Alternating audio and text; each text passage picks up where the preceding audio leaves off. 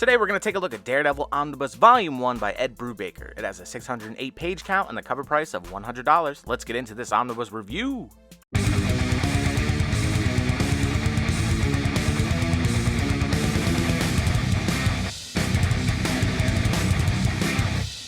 Do me a favor before we get into this book, hit that subscribe button. It really helps the channel. Give a like and drop a comment. It'll get yourself entered in a giveaway.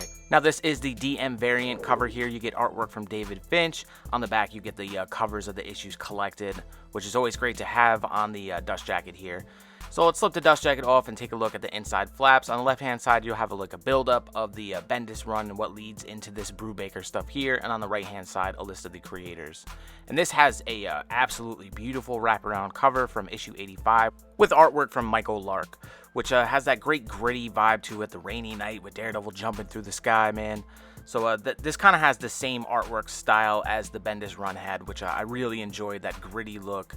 I think it really adds to the atmosphere throughout these issues of Daredevil and really sets a great tone for these books. So let's take a look at the binding real quick. It is sewn binding. It's a little tight. There's barely an eye there. You do get a little bit of gutter loss in this book, but it's really not that bad. So let's get into this Daredevil Omnibus Volume 1 from Brubaker. You get a great title page here with Daredevil on it. You get the creators page and what's collected in this book. This book does collect Daredevil 1998, 82 through 105, and it shows everybody who worked on this book. So you get like Tommy Lee Edwards, John Romita Sr.'s in here, Stefano Guadino, I probably butchered that, Lee Weeks, Matt Hollingsworth, Alex Maleev is back, Al Mingram, Bill Sienkiewicz, Danny Miki, Laura Martin, and of course, you know, you get the Lark, his great artwork, and of course everything is written by Ed Brubaker as he took over from Bendis, and you get a little introduction there from Brian Michael Bendis, kind of passing the torch to him. He just gave this at a crazy point in the Daredevil run where Daredevil's actually in prison, so he had to take it from there and kind of do what he did, and he did a phenomenal job, man. I would say my only complaint about this book is that there isn't more stuff about the prison.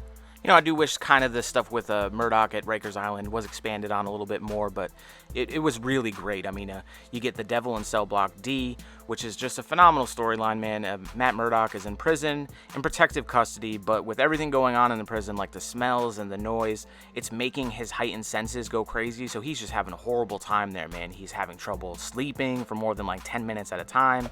And of course, all of his enemies, either him as Matt Murdock himself that he put there in prison as a lawyer, or the people that he beat the shit out of as Daredevil, are all there, and they all want a piece of him.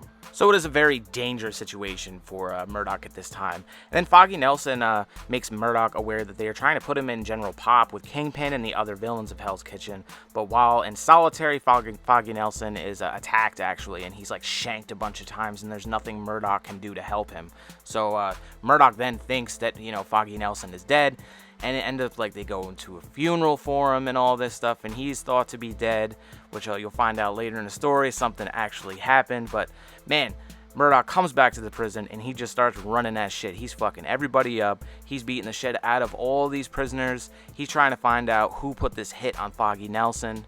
Bullseye also gets brought into the prison too, so that just adds more just craziness into this whole situation that's happening into the prison at this time too. So you have like Murdock trying to figure out who put the hit on Foggy Nelson. He's going around fucking everybody up, trying to figure things out, while Kingpin is there. He's now a general population. It's just madness, man. And it's just like super fucked up that the blind man that has gone through so much in his life, like the murder of his father, to the loss of nearly every woman he's ever cared for, through it all, he kept fighting for Hell's Kitchen, and now the justice system has turned against him. So it's like a super fucked up situation for him, man.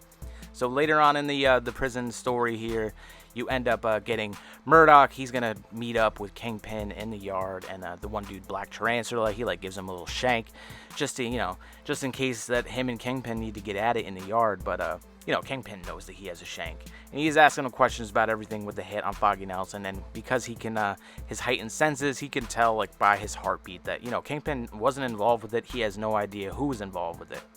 So after this meeting with Kingpin, Mila, his estranged wife, shows up to the prison to meet him there, and that's when shit just pops off, man. Shit just goes absolutely crazy, and there's like a big ass prison riot.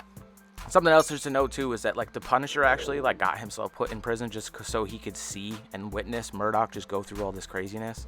So the Punisher's here in the prison as well. So all this like madness happens with the riot, and he actually ends up escaping with the Punisher.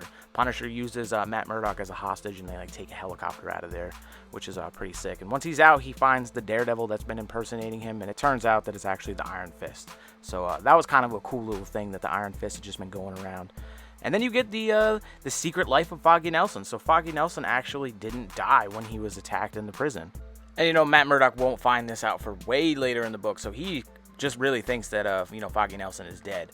But he's actually being held by the FBI and, like, witness protection. And he actually, like, almost gets kidnapped by this mafia. But Elektra's, like, people end up saving him from that. Then you get the Devil Takes a Ride, which is kind of sick, man. It takes the point where, so you get from the prison, and then you get the Devil Takes a Ride stuff, which really reminds me of, like, some, like, James Bond, like, Casino Royale type shit. Like, he goes to Europe, and he's, like, playing, like, poker and shit like that, and he's also kind of, like, undercover as the Daredevil running around. And he ends up meeting up with this woman, like, Lily, who has this perfume that kind of like has these pheromones that remind him of Karen Page, and there's stuff with this dude Matador and Tombstone. It's a really cool story, man. And then like it all turns out that like Vanessa Fisk was behind like the so-called hit on Foggy Nelson, and you know she wants Matt Murdock to represent Wilson Fisk and get him out of prison, really. So for representing Wilson Fisk, then she has all the information that'll clear Murdock's name and all these charges and stuff that he had. So he won't be a man on the run anymore, because currently he is technically like on the run, even though the Punisher used him as a hostage. But so like while he was away in prison, like Hell's Kitchen starts going crazy again, and everybody's trying to take over. You know, the crime has seeped back in while he was away, and there's a lot of shit going on in Hell's Kitchen now, and that's where it leads into like the final little arc of the story here.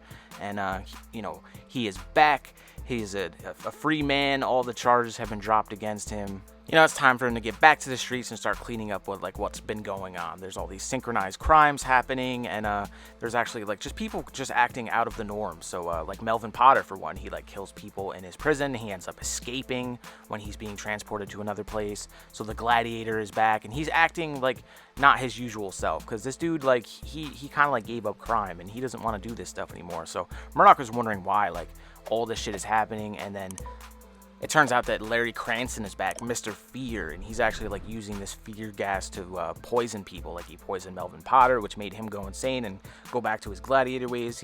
He poisoned Mila as well, Murdock's wife, and he ends up actually poisoning Murdock too, and he goes through like these crazy hallucinations and shit like that. But Mia ends up actually trying to attack that Lily woman, and she actually pushes like some man in front of a train that kills him.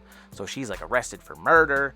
And man, this issue 100 here too is just beautiful, man. You get all these artists coming back on, and John Romita Sr. and Alex Maleev and Bill Sienkiewicz. So you get all this crazy artwork from just these classic artists, man.